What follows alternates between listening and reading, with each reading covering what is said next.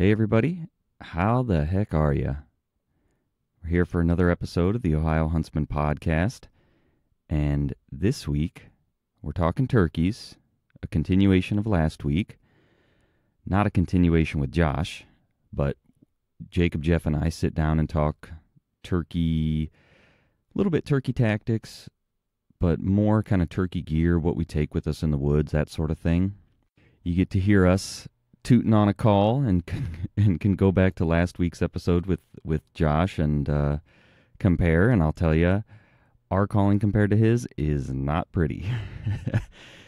So if you didn't hear last week's episode, we talked with Josh Grossenbacher. He is a champion turkey caller. He's been hunting turkeys for 25 years, I think, so tons of good information in that one. I'd recommend going back and listening to that one if you're a turkey person.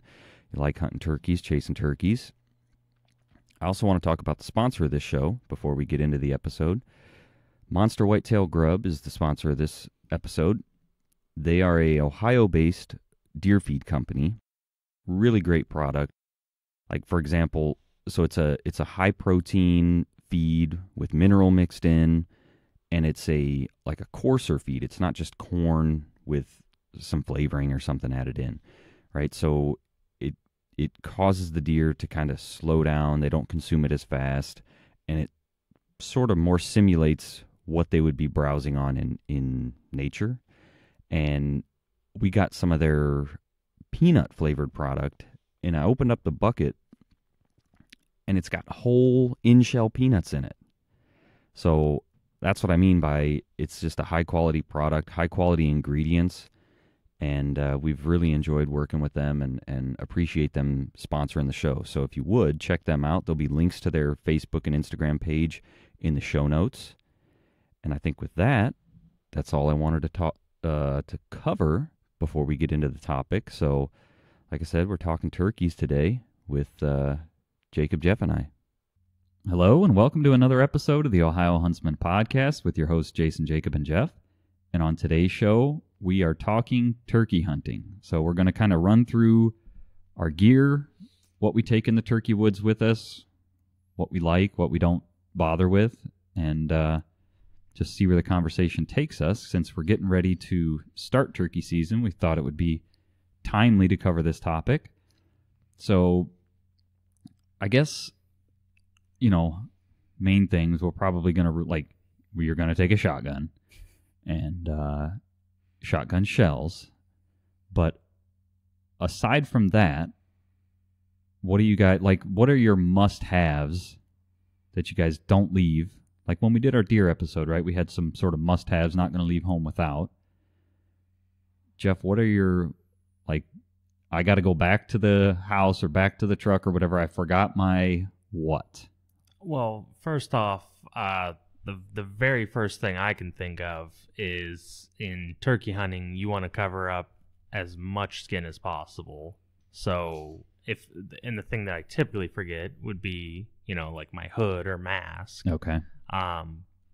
Can't forget that. That's the thing you're most likely to forget that you can't forget. Yeah.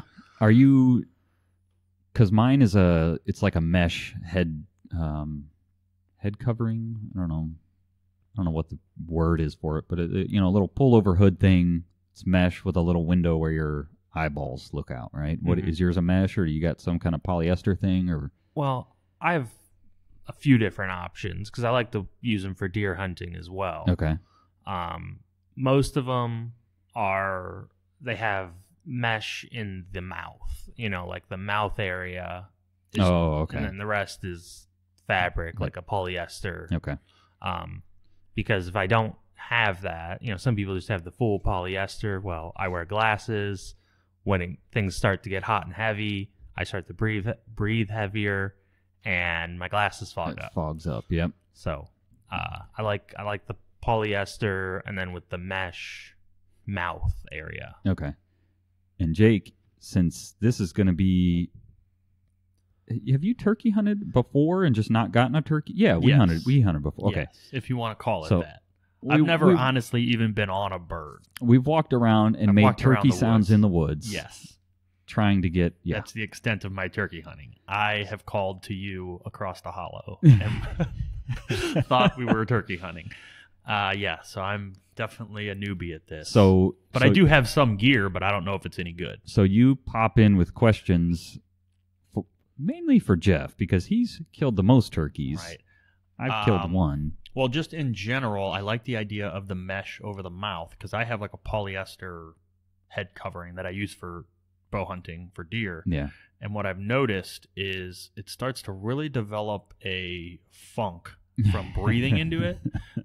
I don't care how much you brush your teeth, like breathing that much through this, it starts to really it just stays moist all the time. Yeah, it's moist in it. Yeah. Yeah. So I like that. I might have to look into something with that netting more.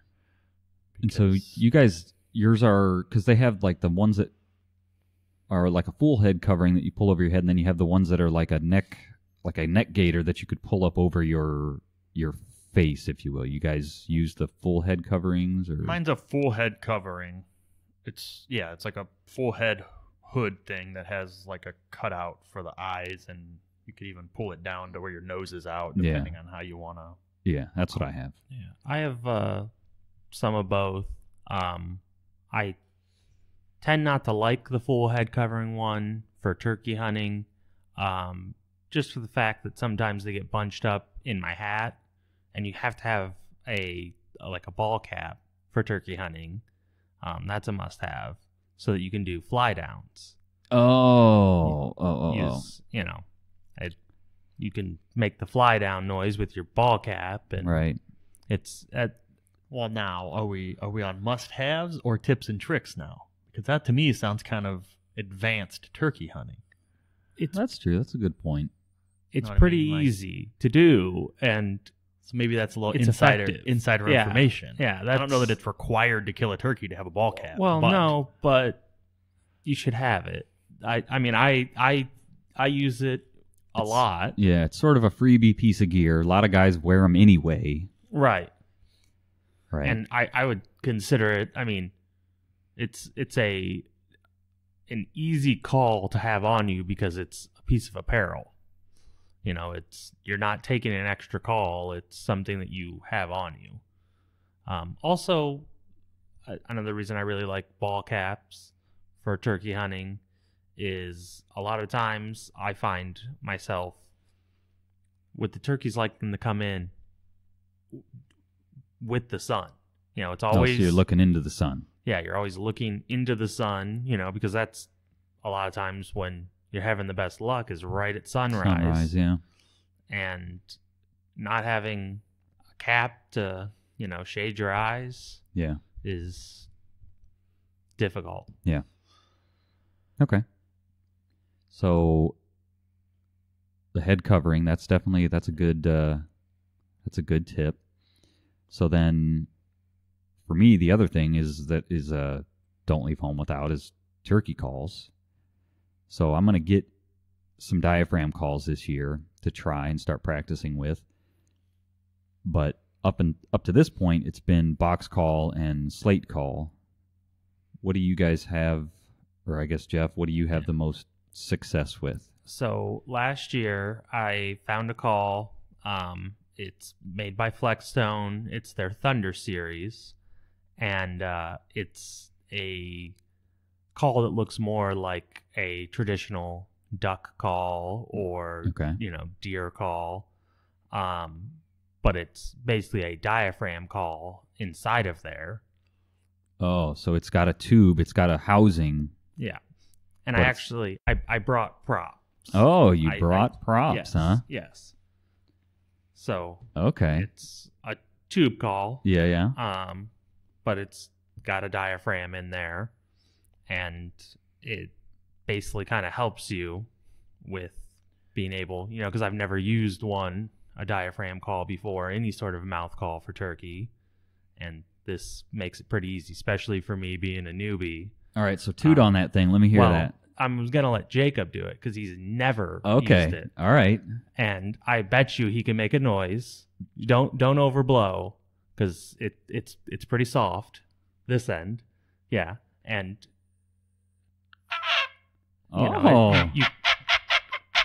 even someone who's never used a mouth call at all can make a noise that sounds something like a turkey.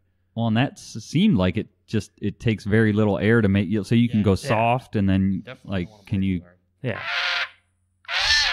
Yeah, that was a goose. It's a goose. Yeah. If you go too hard, it's a goose. Yeah, it's pretty soft.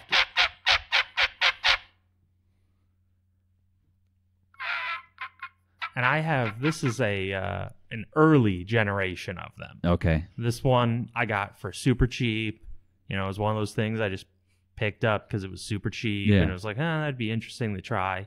So they've modified this and made this a lot better now. Okay. They have a Cluck-N-Purr one. This is the Yelp one. Okay. They've made them a lot better by what I've seen. I'm planning to get a new set of them.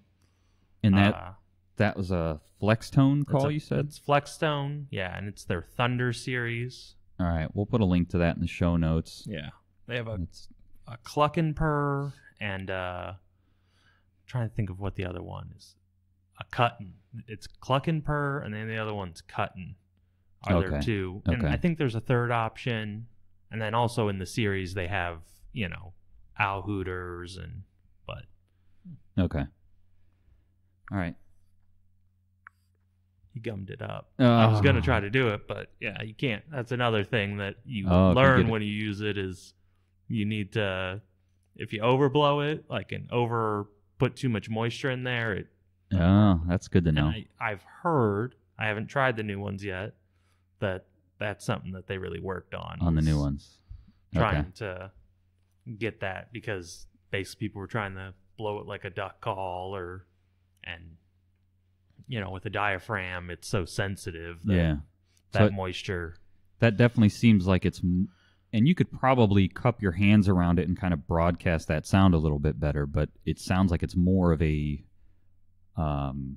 softer, more subtle call, right? You're not going to reach out and really locate birds with that as much as you're coaxing them in. Yeah. Especially with the Yelp one, the Cluck-N one. There's YouTube videos that kind of show you how to use them. Okay. And they have the Cluck-N and then the Cut-N-Purr, and I think the Cluck-N one they kind of say is like their locator and they're first getting them fired up. Okay. And the Cluck-N-Purr is kind of the bringing them in for the kill call. Okay.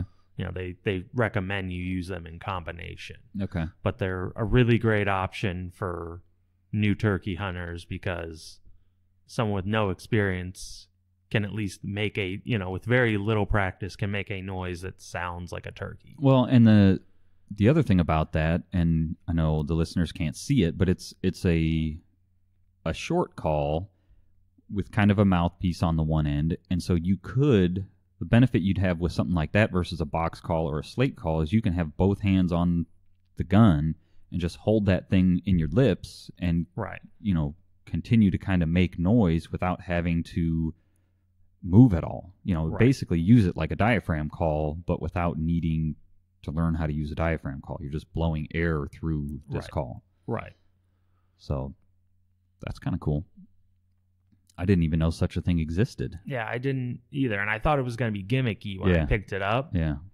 It's like, but maybe it'll be able to make a noise that will help me, and it, with some practice, you can get pretty good, Yeah. I'm still not very good at all with, any sort of diaphragm call, but it makes a different noise than your box calls and slate calls, It sounds a little different. So if they're not really biting on the box call, you can switch over to that, and it makes a little bit of I don't even want to say a different noise, but it's got a different frequency. It has a different sound to it. Yeah. It sounds different. Yeah. It's the same general noise. It's the same general call, but it has a different body. Yeah, it's got some more rasp or something to it, to where you could even sort of simulate more than one hen, right? They're like, this Tom wants to come in because there's 2 or 3, hens over there. So that's a good tip. So we talked about calls. We talked that, basically you have to have a shotgun you can hunt them with a bow too. But a shotgun, turkey shells, calls, and we talked about some of the different calls. Now, how about decoys? Do you use decoys, Jeff? I like to do a lot of run and gun style hunting. Okay. So decoys are great. I've had success with them. But with the decoys that I have used, they're kind of bulky. Right. So typically if I am using decoys, I'm using a lone hen setup. Okay. Because I'm, hunting the big woods and I'm trying to locate a gobbler, get close, set up quick, and call. Right. Okay. And then if that one doesn't work out, I'm trying to go to another one. So having a lot of decoys to lug around set up, yeah, doesn't really work for me that well. Right. There are nicer decoys that collapse a lot better and look good when they come, because it kind of seemed like you used to have to pick between having a collapsible decoy or a decoy that looked good. Yeah. And times have kind of changed, but I have some decoys that collapse, and they're not the greatest. I'd like to probably buy, more collapsible decoy that looks better. Right. So I do use them, and if you have the time to set up in a place, decoys are great because it gives the turkey something to look at. Yeah. What I really want to try to do this year is reap a turkey. Okay, so for people who don't know, explain what reaping is, or what the term in turkey hunting refers to when you say you're going to reap a turkey. So turkey reaping is using the fan of a tom to draw another tom in. So it could be a real fan, or they now sell turkey fans to be used for this activity, if you will. Yeah, and the stories go that basically toms get so mesmerized by these fans that they can't help, but they have to come in, they have to challenge that other turkey that you're kind of pretending to be, because they get mesmerized by that fan and they have to come in. And so the concept is you open this fan up and you basically, I've never done this, but this is, I watched a YouTube video, so I'm an expert. Yeah. But you open the fan and you're basically crawling into the field or the opening where this turkey is behind the fan to obscure you from the turkey's view. You open this fan, you crawl out there behind it, and when you get within range of this turkey, you throw your shotgun up and shoot it. Some of the manufactured ones, I think, even have, they have a little cutout window where you would put the barrel of your shotgun through, or they've got a little, they've got like I'll call it a frame, but that's, just something to hold the fan open, and then you've got like a little handle on the back, I think. Yeah. And I think I've even seen ones that have a little cradle for your shotgun barrel. Some that are shotgun mounted. It would clamp, it clamps on. Yeah, it clamps on, so you are, I see, directly, and it's got a window. Yeah. And apparently the turkey don't mind, that there's kind of a see-through hole through the turkey that's coming at them. Yeah. But I'd like to try it. I'm definitely going to play around with using a fan this year. See what happens. The one thing this technique only works when you have a tom already strutting in a field. I mean, the tom's got to see you. I mean, you can use a fan, put a fan out decoy So out. I'm just thinking logistically. So you can have this fan strapped onto your gun the whole time. You don't have to like see a tom and then be like, oh, let me assemble this on my gun. Right, yeah. But I would worried about making it look too realistic, because then you're walking around the woods with something that looks like what everyone else is trying to shoot. Yeah, I was going to bring that up. You There's know, a little bit of a safety issue with doing this, right? Because your face is right behind this turkey fan, and if somebody just, oh, there's a turkey over there, and they start shooting, right? They're shooting at you. So be careful on public land, I guess is all I'm saying. Because you're not wearing any orange or anything. You're all camo, and then you got this turkey fan out in front of you. So just be careful. So you'll have to keep us posted on how that works for you, because it looks super cool. Like when it works, they get, again, I'm a YouTube expert, so they get in your face, man. It's like, I've seen a lot of them that's just like point blank, right? That turkey's coming and wants to fight, and so it's in your grill, like intense. I'm sure it's like super high adrenaline. Yeah, I'm excited to see what happens, because I'm definitely going to be utilizing the fan in some way. If I can get one that I can do the traditional reaping of going up and basically sneaking up on it with the fan out, I'm going to do that. If that doesn't set up, I may put the fan basically on a stick and stick it in the ground as just like a decoy of its own. Yeah, because just like a visual. Yeah, I've seen it work a lot on hunting shows and YouTube, where the turkey cannot help but basically come charging at that fan. Right. So we'll put links to. Do you have one of these things, or are you going to use an old turkey fan? I'm going to use an old turkey fan from an actual turkey. So we'll put, if you guys want to check it out and you don't have an old turkey fan, we'll put, we don't have any, we've not used any of these, but we'll put links in the show notes if you guys want to check them out, or at least see what we're talking about. So along the decoy lines, you talked about they're kind of a pain to carry around. I have, the first couple years that I hunted, I carried, it was kind of a collapsible decoy in that it was hollow and you could kind of smash it flat and put it in the back of your turkey vest or something. But then to get it back to shape was kind of a pain, and it was a plastic decoy, and so it would kind of make like I don't even know how, like that popping sound when you like pop a panel out sort of thing, like to get this thing back out to shape, and it wasn't ideal. So I ended up buying one of those collapsible Montana decoy turkey decoys.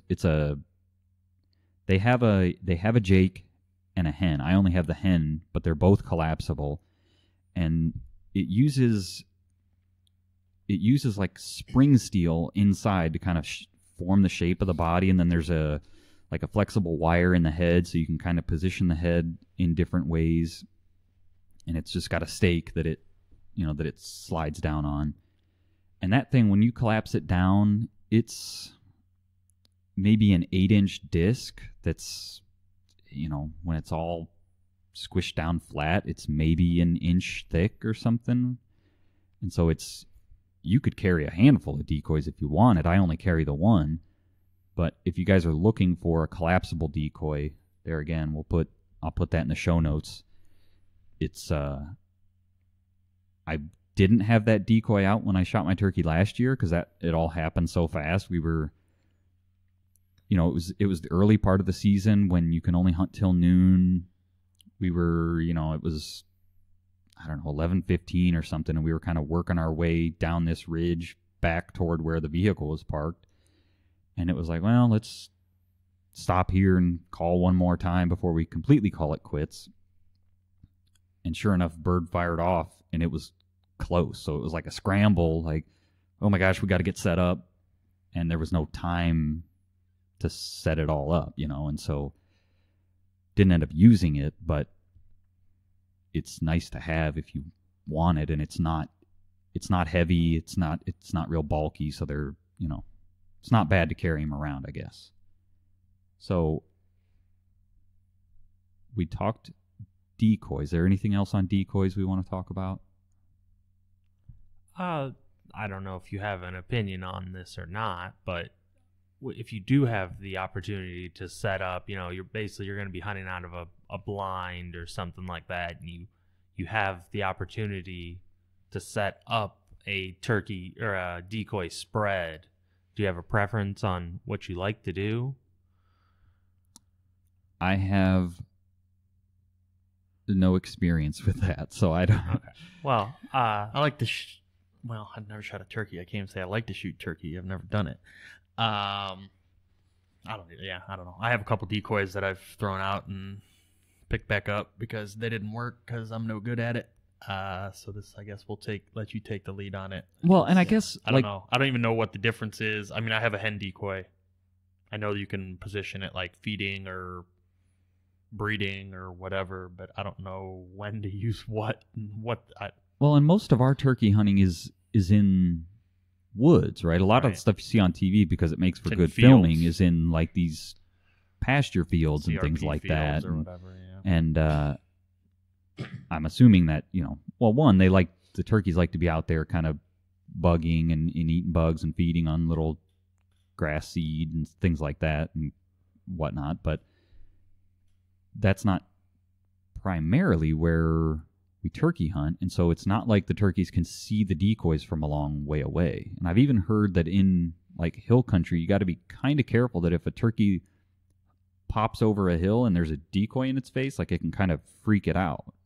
I think I heard that on one of the Drury podcasts, because they still do a lot of turkey hunting, but I know they back in the day they did a lot of turkey hunting and films on turkey hunting, and I want to say it was one of their podcasts where they said, in hill country you got to be a little careful, because if they pop over a hill and there's a turkey there where they didn't expect it or whatnot, it may kind of spook them and cause them to run the other way. So I guess that's the extent of my turkey decoy knowledge.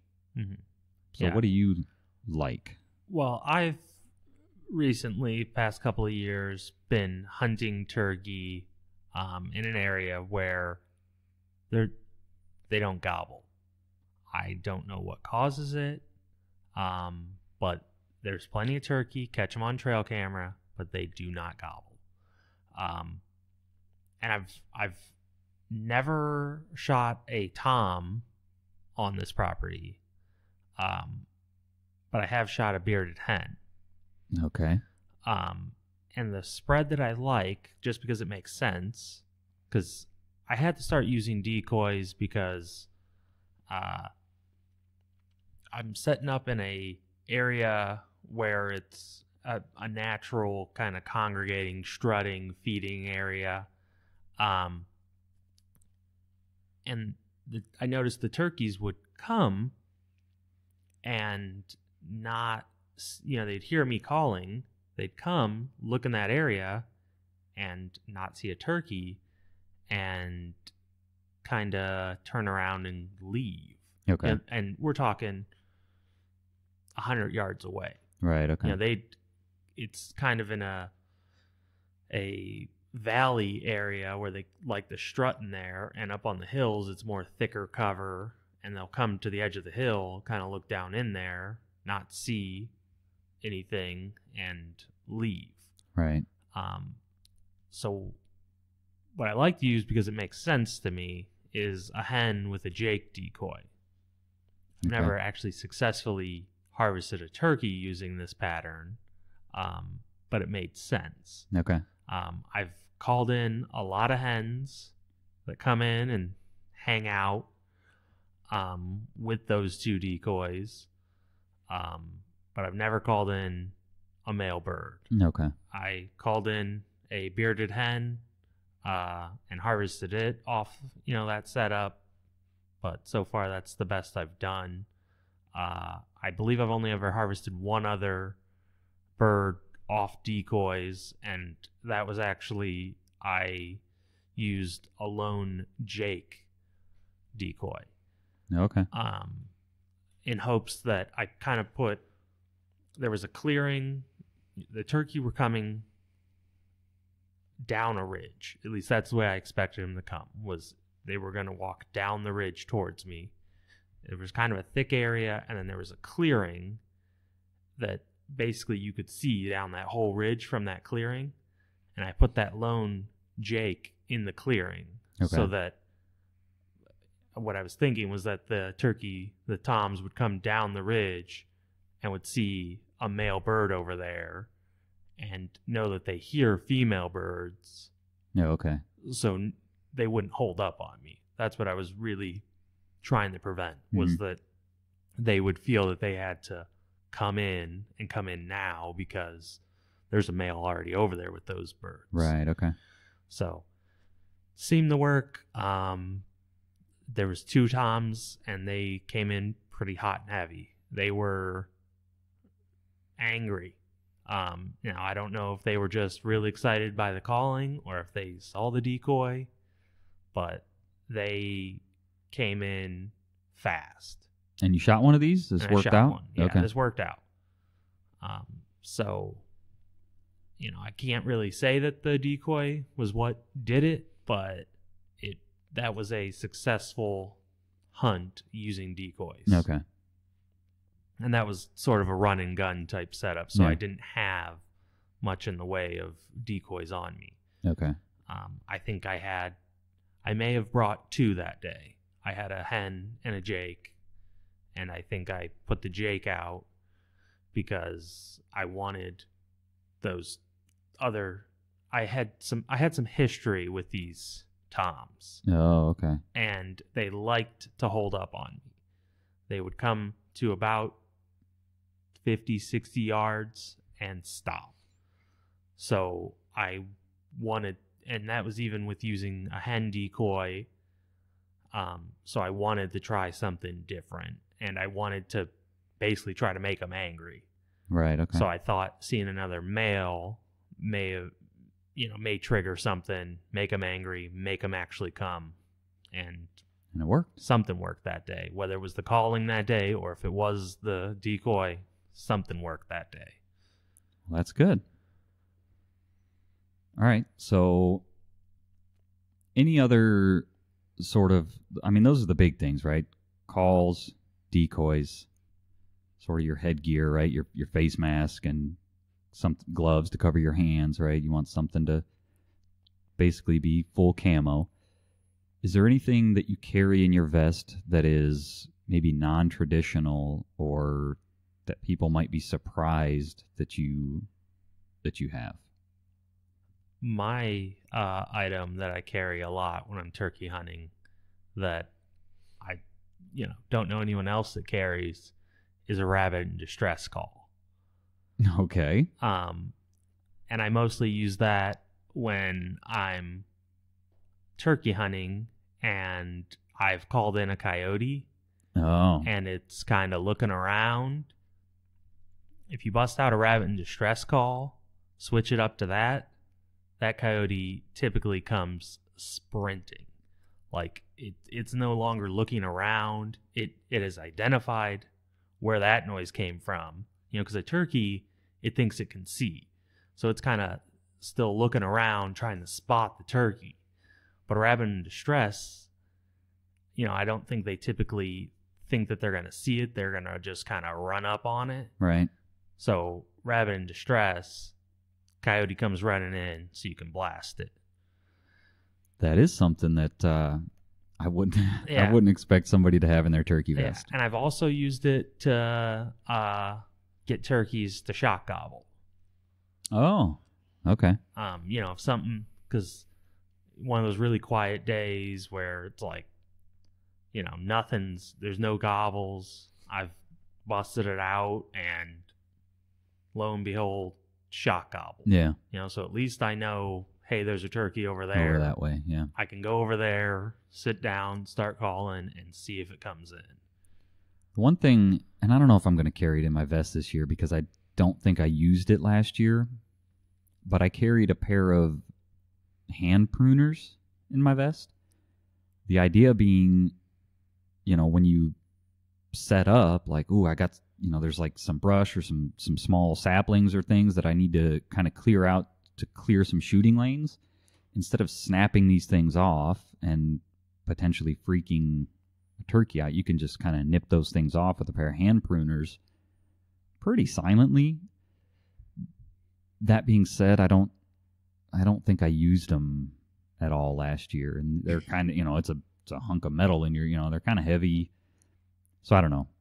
I carried him last year. I don't know if I'm going to carry him this year or not because I didn't use them. So,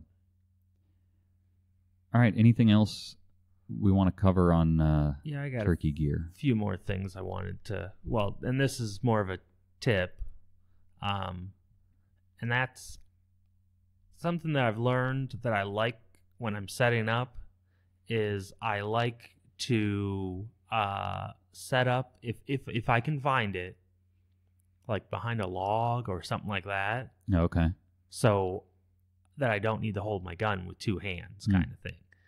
Like I can have my gun rested where I think the turkey are going to come, and I mean you can do it with your knee, but then after a little bit of time, the gun starts cutting into your leg or this or that. So I really like to find like a stump or a log or a rock pile to kind of set up behind, because first off, it breaks up your outline. Yeah. And second, it gives you something to rest your gun on.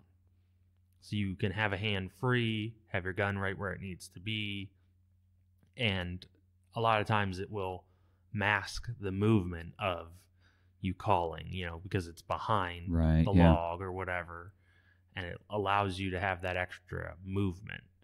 So that's a tip that I've learned that I really like to do. Yeah. Sometimes it's hard to find, but if you spot that kind of setup, if you can do that kind of setup, I like setting up behind a log more than I do on a tree. Right. Okay. That's a good tip. Yeah. And then another tip / gear thing that I think is important is basically trying different ammo. Don't just think, buy one kind and think this is as good as it gets, or that my choke's no good. The ammunition, the shells, and the choke kind of need to agree. Right, okay. Different chokes shoot better, or different ammunition shoots better or worse out of different chokes. So try some different stuff. I know that can get very expensive because turkey ammo is expensive. And turkey chokes aren't, there's some cheap ones, but you can spend a lot of money on a turkey choke. Right.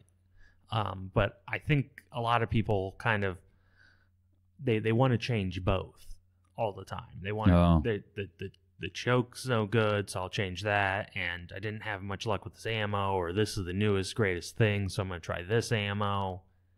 And they still don't really mesh. So it's good to find a choke and an ammo that work well together. Because I've seen vast differences between, the same ammo in two different guns. Okay, yeah. And different ammo in the same gun as to how it performs. Even shells that on paper are identical, but made by two different manufacturers, big difference.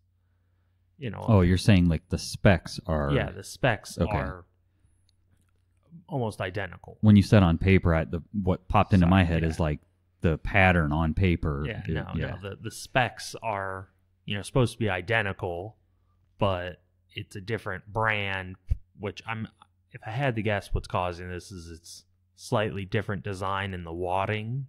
Okay. Is causing big differences in how it reacts to your barrel and your choke.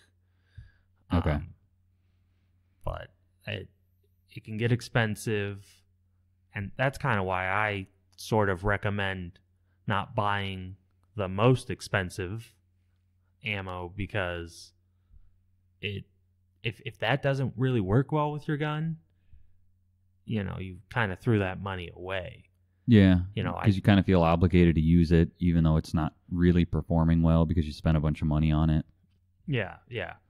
And I've found that sort of the high end of the cheap turkey ammo works pretty well. What are you calling, like, what price point are you talking about? I'm talking about, I'm trying to think, maybe the $17, $18 for 10. Okay.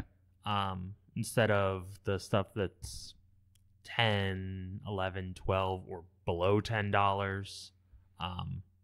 That, because I've used a few spare rounds of, that people had left of even more high end, the stuff that's $25, $30 for 10. And didn't notice much of a improvement between that and the higher, I think what I'm using right now is it's a somewhat new product on the market. It's made by Federal. I think it's called Federal Grand Slam. Okay. It meshes well with my gun.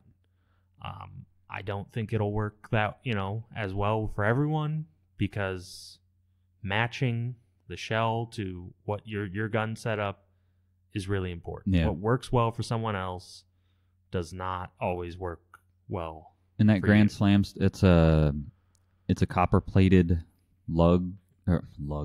copper plated lead pellet. I believe so. Yeah. Okay. Yeah, it's copper plated lead. And Federal has their, what do they call them? Their flight control wad or something. Yeah, that's what they are kind of toting as being what makes them different, is their flight control wad. I don't know. It works well for me. So. Okay.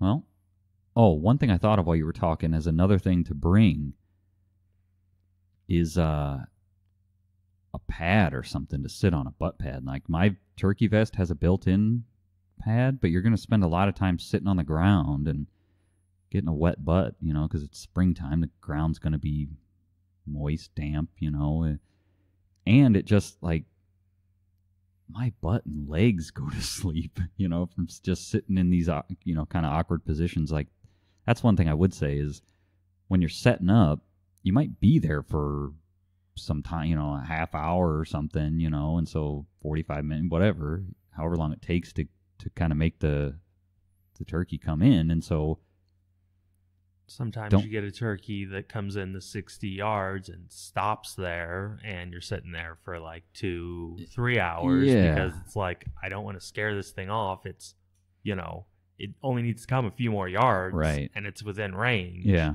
But I know I can't shoot now, and it's just sitting there strutting. Yeah. I've had this happen, and it's terrible because nothing you're doing is bothering that turkey at all. Yeah. It's having a grand old time gobbling and strutting. Yeah. And you're just sitting there, and it's like, I don't want to scare it off, but it's not going to come any closer to me. Yeah. So something to sit on to keep you comfortable is probably important to have. I wouldn't say it's a don't leave home without, but it's definitely a nice to have, something to sit down on. It's definitely a luxury item that it's worth the money. It's worth packing into the woods. Yeah. Or if you because I've seen a couple turkey vests that have a built-in pad in them, that it kind of folds up, and either mine's got a magnet in it, so it just snaps. You fold it up behind you, and it not clips, but the magnet snaps together and it holds it up. I've seen them with little what are those little the pinch buckles. I've seen them with Velcro, with snaps, whatever. But okay. One other tip I have for newer turkey hunters, I'm sure for veterans this is, well, no duh, but I was mostly self-taught with turkey hunting. Kind of me and my dad were kind of learning how to turkey hunt at the same time. Is basically finding good roosting areas as to where to start. I like to start if there's not a lot of pine trees around, go to the pine thicket, start by it, because turkeys like to roost in pine trees. They have good straight branches. And then another good place is hilltops. Kind of like that first tree that's going to get the sun in the morning. Okay. That first big old tree, a lot of times that's the tree or close to it. A lot of times it's like a big old oak or a old maple. A lot of times you're thinking, I should cut that thing down because it's old and rotted. It doesn't have good timber value anymore. Those good habitat trees, kind of, that's really their only value. A lot of times that's the tree to kind of start by. Okay. Because I've had good luck. Pine trees though are my hot tip. A lot of places I hunt don't have a lot of pine trees, so those little patches of pine trees that are around seem to congregate turkeys. Yeah, that seems to be, especially if you don't know, you're going in blind.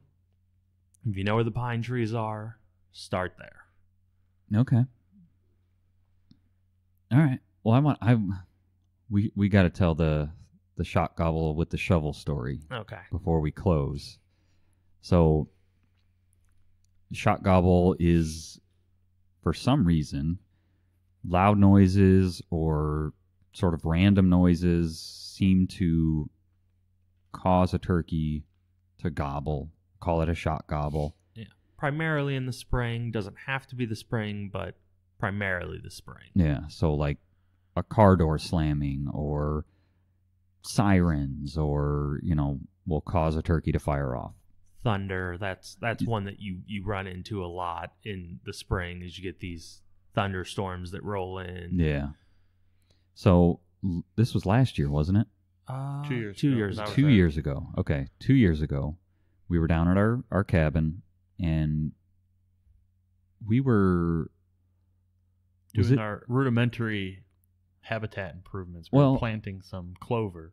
Yeah, and it was after legal time, right? It was early in the season when you can only hunt till noon, I think. Or, might have been right at time, or it was. Yeah, I think we all kind of came back a little early that day, and because I think it was still within legal shooting, but it was like right at the end. Yeah. So anywho, we've got some yard down there, and we were thinking about converting it to like a small food plot. We were going to try and see if we could get some clover to grow. And so we played around with, we were clearing the grass out of this one area. We were going to put some clover seed down. And in doing that, we had kind of scraped the grass off of this small area. And we were, as I recall, we had spread the seed. And there's like old cement, I don't know, blocks or something that was right at ground level. Someone had there's a couple of them. I don't know. There's like spots of concrete or stone or rock or something that we were trying to dig up and turn the soil over. Okay. We kept hitting these. I don't think it's concrete. I think it's rock, but it's almost like someone had used it. They're like in a line. They were purposely put there, but then over the years, the grass and like walkway stones or something. Something like that. It's like a walkway stone type thing. So anywho, we were using this shovel to then pack the dirt back down. So we're we're hitting the ground with the back of the shovel, and it's kind of making a slapping noise, or I don't know, the sound a shovel makes when you slap it on the ground. Yeah. And sure enough, right up on the hillside, right above us, not far away, turkey fires off. Blah, blah, blah, blah. And we all just looked at each other like, because like Jeff had said, we had kind of called, it was a unsuccessful day. We weren't really getting turkeys to gobble, It was like, well, let's I don't think just go. any of us heard a single turkey all morning. Yeah, and so They just were not gobbling that year. That year we had no luck. No one. Yeah, it was just one of those, like, you have got to be kidding me. We've all picked been the out in wrong the woods weekend. all morning, not heard a single bird, and here we are farting around in the yard. Turkey fires off right up on the hill above us. So that's the way turkey hunting goes sometimes, though. That's what keeps it interesting. So anything else we want to touch on before we sign off? I don't. Jacob's going to shoot a turkey this year. I'm going to shoot a turkey this year. We'll just follow on the social. It'll be documented. I'm going to put one down. If you see a bearded hen, are you shooting it? I won't know the difference, so I'm shooting it. Oh, yes, you will. Yeah. You don't know the difference between a hen and a... No, I do, but I'll probably be so amped up that it has a beard, I'll shoot it. Okay. Yeah, because it's going to... at least the ones that I've seen, it's like a pencil. Instead of like a ponytail, it's like it's got a little pencil, worth of beard there. Yeah. Well, let me put a disclaimer on this. If it's like any of my past turkey hunting experiences, I certainly will shoot a bearded hen because I've never heard a turkey gobble while I'm hunting it. Mm-hmm. So when hunting gets that slow, if anyone listens to this podcast, I don't have the patience that most people have for hunting. I am impatient. I move around too much. Can't sit still. So if the turkeys aren't talking, the bearded hens better watch out. Well, and this is another kind of question. What's the closest you guys have ever had a hen come to you when you're calling? Never. Not that. I've jumped some hens out of a field one time when I was walking. Okay. Surprise. Because that's what always kills me is like, how close I can get hens to come to me. It's like, I'm clearly doing a good job here, but because I've had a hen basically look, it was probably 4 foot from my barrel. Oh, really? And it jumped up on a log in front of me and was like straight down, like 4 foot from the end of my barrel. Yeah. And it's like clearly, and I was a kid, and I think Dad didn't think that I knew that, the difference between a tom and a hen, because Dad's sitting there saying, don't shoot, don't shoot, don't shoot, whispering. And it's like, well, no, duh, Dad. Like what, but yeah. I think because I was young, and I think he was either worried that I was going to shoot it or didn't think I knew the difference. Yeah. Because this was pretty early on where we hadn't gotten many turkey in close. Yeah. And this one kind of ran. It kind of ran straight for us, and this log was kind of obstructing its vision. So it thought that I think if it hops up on this log, it's going to see, the other turkeys. And it hopped right up, in front of me. So you're at least good at speaking the hen lingo. Yeah. Just got to kind of fine tune it to get the big boys. I'm really in. good at talking the hens. I am not very good at toms. I think it's I overcall. I call too much. Yeah, okay. I think, and the toms that know, I'm too fired up of a hen, so they think, oh well, I can stop. She's gonna come to me. She's right. She's hot, and I think I overcall. So that's what I'm gonna try to do is dial back and call less. I'm good at making them gobble. I'm not good at calling them in. I was wondering if they were thinking like, man, that lady's crazy over there. Well, yeah, that could be too. You know. I do have to back up. I'm a master at calling in turkey during deer season with What? deer calls, not turkey calls. I always am deer hunting, bow hunting, and I seem to get. They never come into range, but I always seem to either I'm good at picking turkey spots in tree stands, but I always seem to have turkey around coming in the fall. around me. Yeah, they're not close enough to shoot with a bow.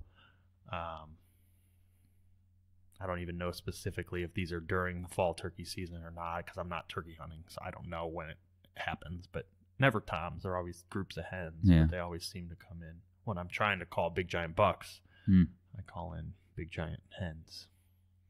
I've had that happen a lot, actually. At least once a year, I usually end up in the middle of a flock of hens. And it's like, I don't know. Then I'm always, after they leave, I'm always like looking on my phone. Do turkeys scare deer away? Yeah. Will deer come if turkey just came? You know, because Google knows everything. So. Yeah. And I have never gotten a straight answer to that. So I guess if anyone knows specifically. Well, you see trail camera pictures online with turkeys and right. So I have the opposite problem. I'm really good at calling deer with turkey calls. I have the closest deer encounters I've ever had while turkey hunting. I mean, I don't know, there's just something weird about deer, though. In the spring, they just don't use their brains. Like, you can walk up on... I remember we were turkey hunting that one year. We walked up on this... But at this point, you couldn't really tell it was a big giant buck, but the bases were starting to come in, I think, if I remember right, and it had big old fat bases on it, and we were 15 yards from it. Yeah. Right over a ridge, and it just stood there and stared at us. It's like, why don't they stand like that when I'm hunting? Yeah. I one time set up on what had to have been the best deer trail in the woods while turkey hunting. You know, I'm trying to call in a gobbler, and it's just deer after deer after deer walking past me at like 20 yards. I mean, just groups of them, just back and forth. And it's like, you know, if I had this kind of luck during deer season, you know, it would be It's easy. a slam dunk, yeah. Yeah. And it's like, I can come sit on this trail during deer season, and I know I'm not going to see deer like this. The other thing I've seen people do is they'll carry a turkey call, like a diaphragm call, in their mouth while deer hunting. And if they, like, on their way to their stand or where they're wanting to go, if they jump a deer, they'll start making turkey sounds to, you know, as long as they didn't get winded, if they're going in with the wind in their face, and the deer just hears something or maybe sees some movement and they kind of jump, they'll start, whatever, making some turkey noises to kind of put the deer back at ease to, keep from kind of blowing up their hunt for the evening. I've seen people do that. I've never done it, but I have seen people use that. And just for clarity's sake, that was Jason with straight vocal cords. That was not a diaphragm call. Yeah. So, all right. We've covered some good stuff, I think. Gear and some tips and stuff. We're still definitely learning, and so hopefully we're going to get into some birds this year, and at the very least we're going to have fun walking around the woods. So keep us posted on your guys' turkey adventures this spring. We want to see your photos, hear your stories. Follow us on Facebook, we're Ohio Huntsman, and follow us on Instagram, we're Ohio Huntsman Podcast, as well as make sure you're subscribing to the show, however you're listening. If you're listening on iTunes or Google Play or Stitcher, Spotify, whatever, wherever. We even post our episodes to YouTube. Wherever you're listening, make sure you're subscribing. That way you're getting notified when we post new episodes. And also sign up for our email list. That's where we notify of new episodes as well. Any kind of news that's going on in the hunting world in Ohio. And kind of current events.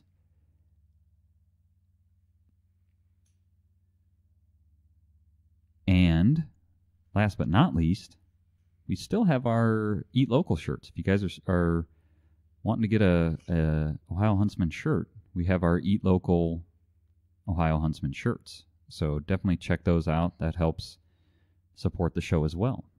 And with that, I want to thank everybody for listening, and we'll talk to you next time.